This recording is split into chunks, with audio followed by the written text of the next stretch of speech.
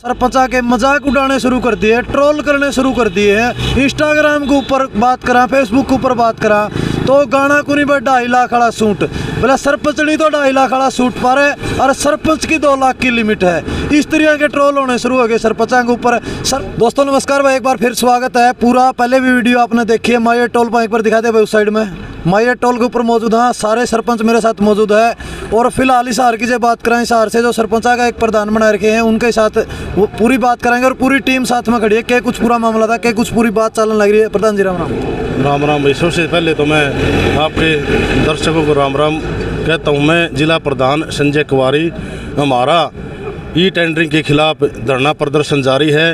1 महीने से हमारे ब्लॉकों पर धरने चल रहे थे। कल हमारी जसिया गांव में शक्ति प्रदर्शन था।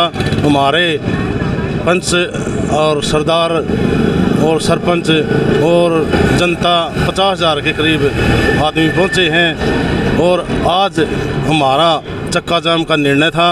हमने 9 बजे से 10 बजे तक 1 घंटे के लिए चक्का जाम किया था, यहाँ रोड जाम किया था। उसके बाद जन की हानि देखते हुए हमने भाई पब्लिक परेशान होगी, ये निर्णय लिया भाई चक्का जाम की बजाय हम टोल फ्री करवाएंगे। तो अब ये टोल फ्री है। जब जी कुछ मेरे सवाल हैं आप तय वह पूछना चाहूँगा। जिस तरह आपने पहले ऐलान कराया था कि भाई मतलब कि काले झंडे दिखाए जाओगे अमित शाह की रैली में, क्योंकि जब आपकी एक एकता दिखाने खातर जब आप टोहाना में इकट्ठे हुए तो एक यू भी डिसीजन लिया था कि भी काले झंडे दिखाए जाओगे, लेकिन आज हिसार के सारे सरपंच पूरा देखने न मिलने लग रहे, वो कोई कौन गया नहीं। हमने ये ऐलान किया था हम जो अमित शाह की रैली है उसका विरोध करेंगे। हमारी सरकार तो सुन नहीं रही। हमारा ये मैसेज पहुंचाना चाहते थे, आप देश के गृह मंत्री हो, हमारी जो जायज़ मांग है आप सरकार को कह कर ये हमारी जायज़ मांग मनवाई जाए। बाकी जो सरपंचों की बात है, वहाँ गोहाना रैली में प्रदेश का एक भी सरपंच नहीं गया। और दूसरा एक आपके ऊपर ये भी जो है आरोप, देखो आरोप सबके ऊपर लगते, किसानों के ऊपर भी लगे थे। इब तो हमें अगर आंदोलन करोगे सरपंच तो आपके ऊपर भी लगेंगे। आपके ऊपर एक आरोप यो है कि भाई दोनों हाथों लाडू ले रहे, ना तो सरकार का विरोध करना चाहते और ना सरकार हिंदी की में देने लग रही, नहीं सोचा हमारा काम भी हो जाए, यानी धरना भी बैठे हैं और विरोध भी नहीं करना चाहते। यह चीज़ भी आपके ऊपर लोग कहने लगे।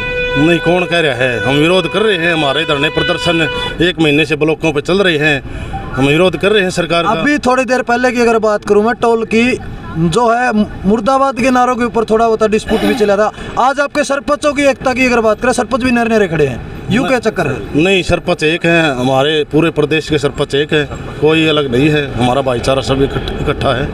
तो भाई साहब ई टेंडरिंग मामला में क्या लग गया अपना, क्योंकि देखो किसानों ने एक बड़ा आंदोलन लड़ा था, उसके बाद अगर आंदोलन की बात करें तो वे गांव के बड़े प्रतिनिधि गण, गांव के मैन राजा आप बना दी गए, सरपंच बना दी गए और आप जो धरने में बैठने में मजबूर हो गए। देखिए जी, जो सरकार काले कानून सरपंचों के पंचायती राज एक्ट के खिलाफ लेके आई है, जिसमें ई टेंडरिंग भी शामिल है, राइट टू रिकॉल भी शामिल है, तो इस तरह के जब क्योंकि सरकार ने जो हमें पढ़ी लिखी पंचायतें चुना, तो हमारा अधिकार बनता है कि हमने भी संविधान पढ़ा है। तो 73वें संशोधन के अंदर 11वीं सूची के जो 29 नियम जो दिए गए हैं, वो 29 नियम की हम मांग कर रहे हैं कि सरपंच के वो तुरंत प्रभाव से दिए जाए। और जहाँ तक बात है ई टेंडरिंग की, तो ई टेंडरिंग के लिए मैं सरकार से पूछना चाहता हूँ कि सरकार को यदि लागू करनी थी तो पीछे 2 साल से पंचायती राज व्यवस्था ठप थी, उस दौरान क्यों नहीं किए इन्होंने आप आज वीडियो ब्लॉकों में हम जाके देखते हैं, हमारे पास पुराना रिकॉर्ड आया है पिछली पंचायतों का और इनका जो 2 साल का रिकॉर्ड आया है, तो हमें देखने को मिल रहा है जो 10-10 लाख के काम थे वो टुकड़ों के अंदर हुए हैं। तब ई टेंडरिंग प्रणाली क्यों नहीं अपनाई? क्योंकि इनके ही चहेते ठेकेदार थे, इन्हीं के अफसर थे, उनको मोटा माल और भ्रष्टाचार करने का पूरी खुली दे रखी थी इन्होंने और बहुत मोटा पैसा इन MP MLA के पास पहुँच रहा था। अब उनके मुँह पे खून लग गया है और वो खून के माध्यम से मतलब इनको अब छोड़ने का मन नहीं कर रहा है, क्योंकि पढ़े लिखे सरपंच आ गए, इनको पता है कि ये सरपंच अब तुम्हारी पोल खोल देंगे, इसलिए वो उनका अधिकार छीनना चाहती है। अगर बात करा जो टोहाना एकता दिखाई थी सरपंचा ने जी, कहीं ना कहीं वह एकता आपकी है नहीं है, कड़वा सवाल जरूर है ये, लेकिन सच्चाई है ऐसा जी। देखिए वीडियो ब्लॉक के आपने ऐलान करे थे, वीडियो ब्लॉक बंद कराएंगे। आपके अगर ब्लॉकों की गिनती करी जाए, जितने सरपंच ब्लॉक में बढ़ते उतनी की संख्या नहीं होती आपके वीडियो ब्लॉक। ऐसा जी, ये कहीं ना कहीं मतलब आपस का वो है भाई, आपको ये लग रहा होगा कि हमारी एकता नहीं है, यदि मैं बात करूं टोहाना रैली की, तो उसमें भी सीआईडी की रिपोर्ट के मुताबिक 8500 की स्ट्रेंथ वहां पे दिखाई गई थी, जिसमें 5000 सरपंच शामिल थे। वहाँ की तो मैं बोलने लग रहा हूँ भाई साहब, वहाँ एकता आपकी थी, और लेकिन उसके बाद जो आपने ऐलान किया था, जो बीडीओ ऑफिस की बात करा, हाँ जी। बीडीओ ब्लॉक के बाहर जो सरपंचों की गिनती वो कम है। नहीं, कम नहीं है जी। जिस तरह एक ब्लॉक के अंदर किसी में 40 पंचायतें हैं, किसी में 30 पंचायतें हैं, तो उसमें सभी सरपंच साथी और पंचायत पहुंच रहे हैं। हमेशा 100 से 150 की 200 की स्ट्रेंथ चली जाती है। जब हमारा धरना प्रदर्शन या जिस तरह कोई ज्ञापन का संबंधित बात होती है, तो उसमें आप देखते हो हमारे सैकड़ों सरपंच साथी पहुंचते हैं। ऐसी कोई बात नहीं है कि हमारा धरना कमजोर है। तो भाई और भी सरपंच है, उन तो ही बात करेंगे। सरपंच साहब, आपसे भी यही सवाल है मेरा, टोहाना में जो एकता थी वो आई फिलहाल एकता को नहीं, इस बात ने आप मानने को लग रहे, लेकिन धरातल की बात करें तो ये वास्तविकता है या सच्चाई है?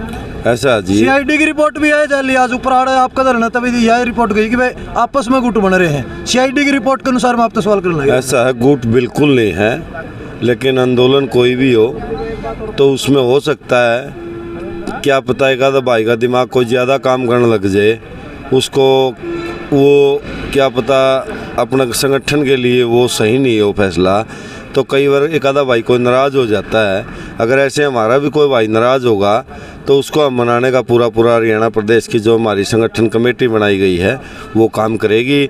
और जहाँ तक बात आई एकता की और सीआईडी की, तो कम से कम 8 और 8.5 हज़ार के बीच में मीडिया ने बताया था कि टोहाना सरपंच सम्मेलन की तो मैं बोलने लग रहा हूँ सरपंच साहब, ओड़ा थी आपकी एकता, लेकिन आड़े भी कड़े नहीं लगन लग रहा है। सरपंच बन कह रहे हो, चौधरी ले कह रहे हो, फिर भी कड़े चौधरी पर उड़ा कि भाई मैं प्रधान बनूं कड़े यार चीज़ दिखने लग रही है। सीआईडी की आज की रिपोर्ट है यार। ऐसा कुछ नहीं है, क्योंकि जो टोहाना के बाद जो जसिया सम्मेलन रखा गया जो कल था, उसमें टोहाना तो 8 साढ़े 8 हज़ार थे, वहाँ 30 हज़ार थे।